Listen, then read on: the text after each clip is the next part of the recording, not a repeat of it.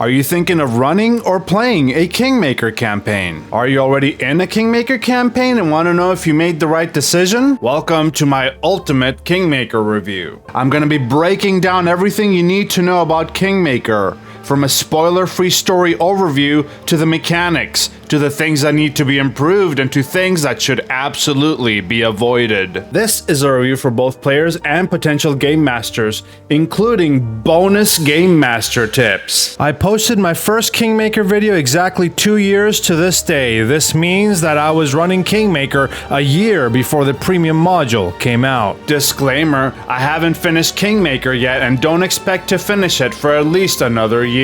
I have ran 3 Kingmaker campaigns simultaneously at one time though, so I've learned quite a bit. Kingmaker is a massive campaign and you're going to be spending a long time playing it, so maybe watch this video before you commit. I've put timestamps below of every single chapter, and please like and subscribe if you like this sort of content. What is Kingmaker though? Considered one of the best 1E adventure paths, Kingmaker has been remastered for Pathfinder 2nd edition and has you roaming the stolen lands as new settlers. Eventually you'll be building your own kingdom. There is a grander plot, but there's also a good healthy mix of both politics and adventuring to be had in this adventure. As rulers, you'll be dealing with threats to your kingdom, engaging in diplomacy with various groups, and managing your people, military, and resources. But at its core, this is still a classic swords and sorcery adventure where you will be exploring dungeons and fighting cool monsters. I really like this adventure path. It was ranked number 3 off my top 10 list of adventure paths for Pathfinder 2e, but let's break down why it's so good and what could be improved in this video. The strong start of Kingmaker.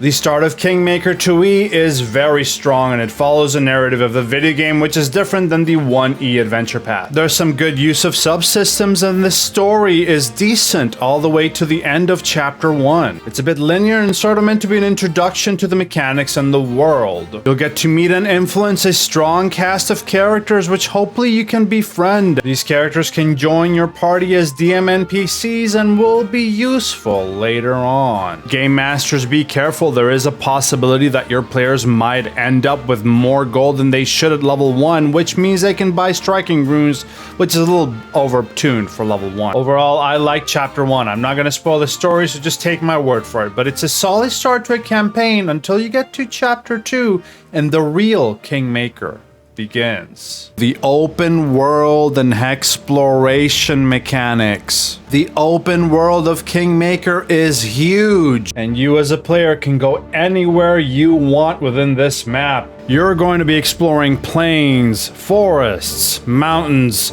rivers, swamps. You can go anywhere you want. I recommend you watch out for warning signs though of higher level areas in case you wander into a place where you shouldn't be. The world's also infinitely customizable, with your game master being able to add whatever they wish. Remember that if you want to get the most out of your Hexploration, you should buy horses to get the most out of your day. And game master tip, I recommend that around level 10 you add riding Drake mounts that have a speed of 45 and get you 3 Hexploration activities per day. The first part of the Hexploration chapter is quite freeform and fun and has its own quest line you're aiming towards. The story in this part's pretty good, although I recommend game masters start hinting the BBEG a little earlier. There's a lot of scattered locations and random encounters you're gonna run into, and as it's standard for Paizo APs, there's just not enough maps for these. So I am gonna give a shout out to Kobold DM, who's made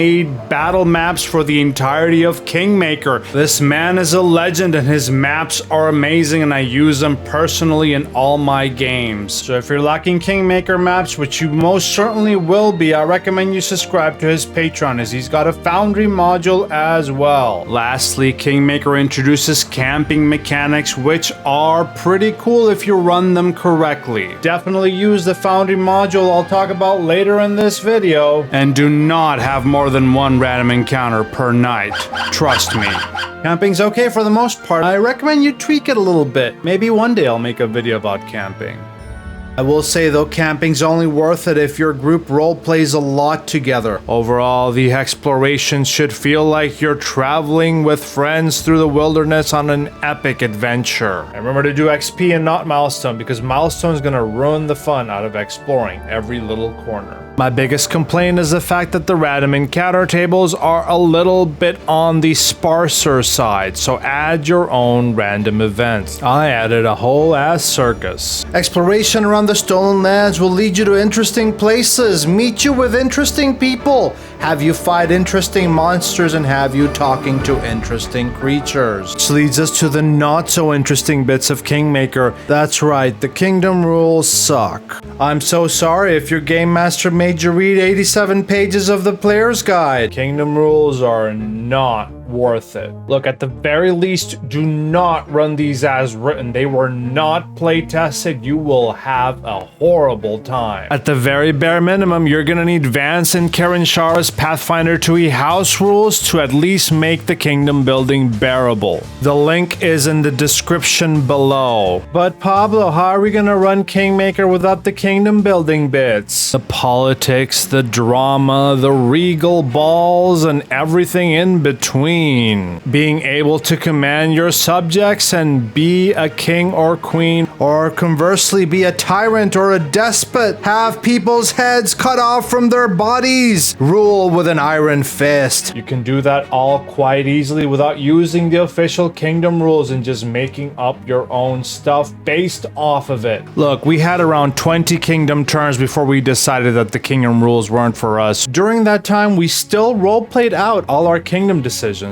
But when we decided to ditch kingdom rules, it was not only liberating, it made the kingdom turn so much better. There was a grandiose ball. Lindsay quit because she was getting bullied. There was a meteor that fell in the town. You can still run kingdom events, you can still buy buildings, you can still get hexes, but you're gonna have to take my word for it. It's gonna get tedious if you use the rules. Instead of kingdom checks, I use players' skill checks. Instead of having to click on reduce unrest, I just had the player characters actually reduce unrest. I do understand that this loosey-goosey rules light is not exactly Pathfinder 2e, but it's honestly better than spending a whole session just doing a kingdom turn and having the players bored out of their minds. One thing you will miss out on though if you don't do the kingdom rules mechanically with or without VNK is the warfare stuff. It's up to you all to decide to see if slogging through the rules is worth the warfare stuff. We didn't think so. Anyway, this method works for us, but I can get why it may not work for you.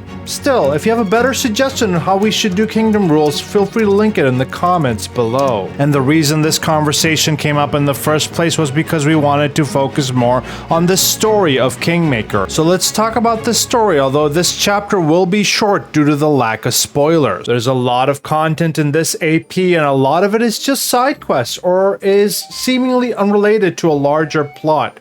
There is a larger plot, but it only comes together around the very end. The sandbox open world nature of this adventure path means that there is a lot of random stuff that you can fill in as a game master if you really wanted to add your own plot instead. I still think the story beats are good, but you're gonna have to do a little bit of extra work to sort of bring the BBEG a little earlier into the story. I genuinely don't know what else to say other than the fact that I liked what I've seen so far, and I liked the personal backstories I've added as well for my premium game, and I like the way the story seems to be headed in the future as well. Can't really talk about the story if this is a spoiler-free video, but it's a good story. Now, here's the fun bit. The Foundry modules you're gonna need for this AP. Hopefully you've watched my other module videos that give you a rundown of the best quality of life modules to get, but here's 3 modules specifically for Kingmaker. Foundry module number 1, World Explorer, so you can make sure you can reveal tile by tile. Enable the module, go to Configure under the Stolen Lands map, select the World Explorer tab, enable the module, set up the overlay image as the Fog of War image that the module gives you, and then set that up properly. To use World Explorer, there is a button on the left side that's called World Explorer, which you can use to toggle the spaces on or off. You can also set up Game Master overlay capacity. You can put whatever overlay map you want at the end of the day. This is an extremely useful module for Kingmaker. The last module is the PF2e Kingdom Building, Camping, and Weather module. This is an amazing module that allows you to do kingdom turns if you are doing them, do them properly, and also allows you to do camping. The module is pretty self-explanatory, as in there is a lot of good documentation in the module. I'm not going to show you how to use it, just read the docs. And the last module, I already talked about it earlier in the video. You didn't skip right to the end, did you? I hope you enjoyed my Kingmaker review. Like and subscribe if you liked it, and let me know if you want to see another review of another module.